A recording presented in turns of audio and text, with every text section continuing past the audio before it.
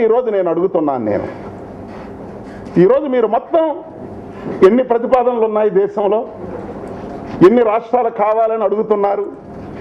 కొన్ని రాష్ట్రాల్లో మనకంటే అడ్వాన్స్గా అసెంబ్లీలో తీర్మానాలు చేసి పంపించారు.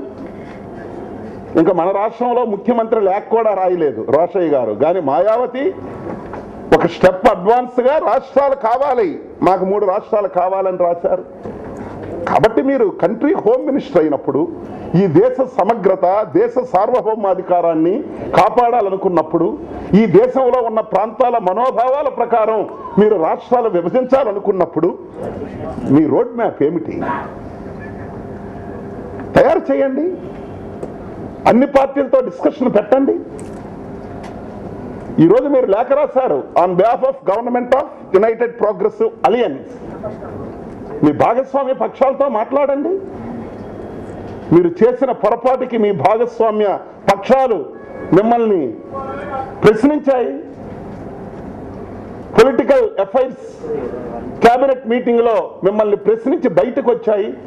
మారన్ కానీ, లేకపోతే శరద్ పవార్ కానీ, లేకపోతే మమతా బెనర్జీ కానీ, వాళ్ళు ప్రశ్నించినా సరే మళ్ళీ మీరే చెప్పారు 23వ తేదీన. ఇదంతా విచిత్రంగా ఉంది. 23వ తేదీన చాలా స్పష్టంగా చెప్పారు. ఏం చెప్పారు? పార్టీలన్నీ యూటర్న్ తీసుకున్నాయి కాబట్టి నేను 23వ తేదీ స్టేట్మెంట్ ఇవ్వవలసిన పరిస్థితి వచ్చింది.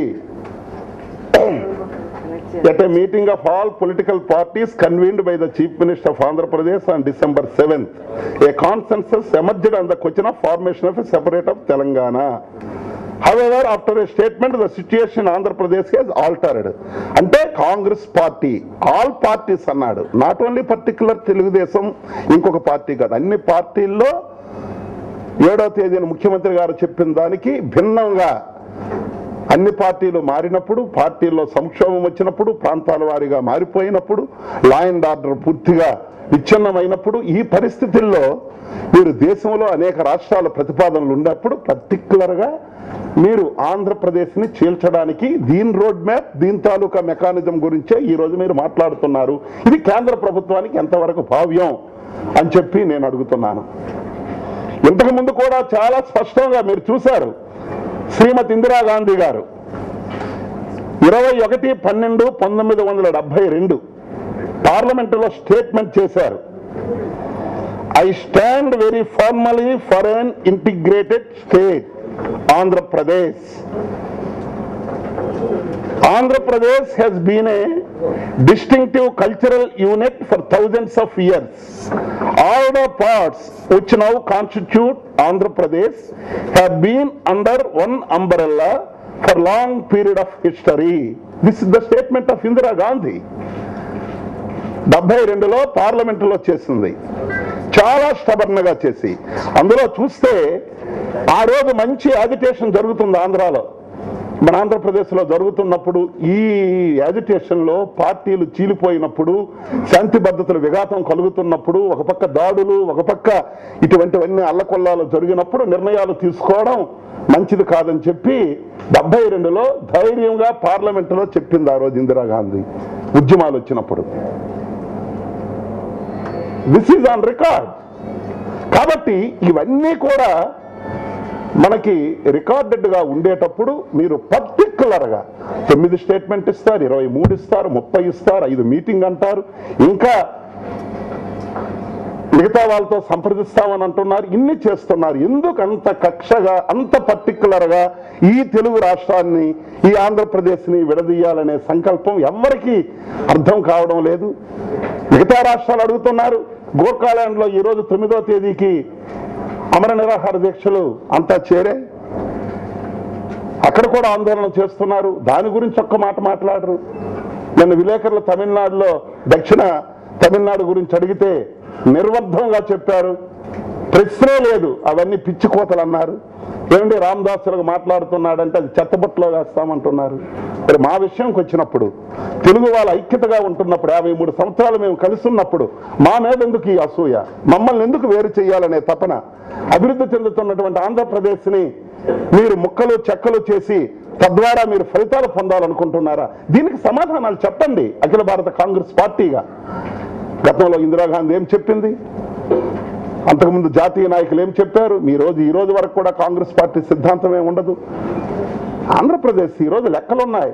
ఈరోజు మన యనమల రామకృష్ణుడు గారు వాళ్ళు అడిగారు ముఖ్యమంత్రి గారికి, ఈరోజు ఉండవిల్లు అడుగుతున్నారు, ఎందుకు ఈ ప్రభుత్వం ముందుకు రావడం లేదు? శ్వేతపత్రం, ప్రజల్లో అపోహలు తొలగించాలి. ఈరోజు నేను రెచ్చగొట్టొచ్చు, ఇంకొక ప్రాంతంలో రెచ్చగొట్టొచ్చు, వాస్తవాలు చెప్పవలసిన బాధ్యత ఈ ఆంధ్రప్రదేశ్ లో ఉన్న 8.5 కోట్ల ప్రజానీకానికి ఈ ముఖ్యమంత్రి మీద ఉందని చెప్పి నేను మనవి చేస్తున్నాను.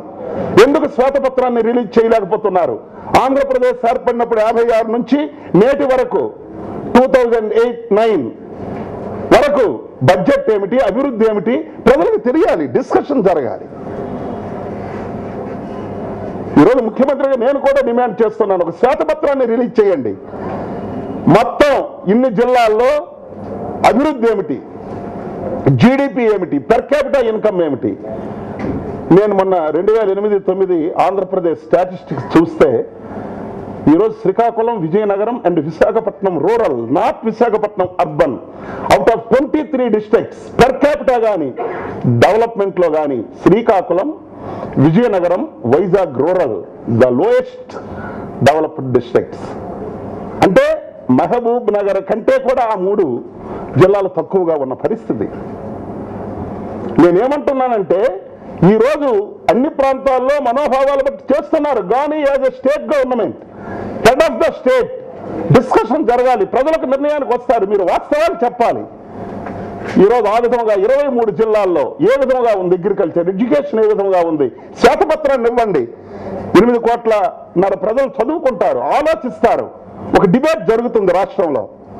దేనికి అవకాశం ఇవ్వకుండా ఈ విధంగా ఉద్యమాలు వస్తున్నాయి, ప్రాంతాల్లో అనేక రకాలైనవి వస్తున్నాయి. కాబట్టి రాష్ట్ర ప్రభుత్వం దగ్గర అన్ని పర్టికులర్స్ ఉన్నాయి. కాబట్టి 53 నుంచి 56 వరకు ఆంధ్ర రాష్ట్రం తాలూకా బడ్జెట్, అభివృద్ధి, గ్రోత్ రిలీజ్ చేయండి. మీరు చేయకపోతే టోటల్ ఉంది. నేను చెప్తున్నాను, మీ ప్రభుత్వానికి చేత కాకపోతే ఇంకో 2-3 రోజుల్లో ద టోటల్ డీటెయిల్స్ 1953 నుంచి లాస్ట్ బడ్జెట్ మార్చ్ 2009 వరకు ఉన్నటువంటి పర్టికులర్స్ మేము రిలీజ్ చేస్తాను. ఈరోజు ప్రభుత్వం ప్రేక్షక పాత్ర వహిస్తుంది. ఎవరు అడిగినా సరే శ్వేతపత్రం ఆన్ రికార్డు మీ సెక్రటేరియట్ లో ఉన్న ఫిగర్స్ ఇవ్వడానికి ఎందుకు మీరు భయపడుతున్నారో నాకు అర్థం కావడం లేదు. దీనివల్ల ఇంకా ఎక్కువ సమస్యలు వచ్చి ప్రజల్లో లేనిపోని ఏదో జరుగుతుంది అనే బాధనతో కాదు. నేను చెప్పాను, ఇది అందరికీ తెలుసు తెలంగాణ రాష్ట్రం గురించి రాదని, కానీ ప్రజల్లో ఈరోజు సీమాంధ్ర ప్రాంతంలో కానీ లేకపోతే తెలంగాణ ప్రాంతంలో కానీ ఈరోజు ఉద్యమాల వల్ల ప్రజల్లో ఒక భేదభావన వచ్చి పరిస్థితులు రాకూడదనేది నా తాలూకు అభిప్రాయం అని చెప్పి నేను మనవి చేస్తున్నాను.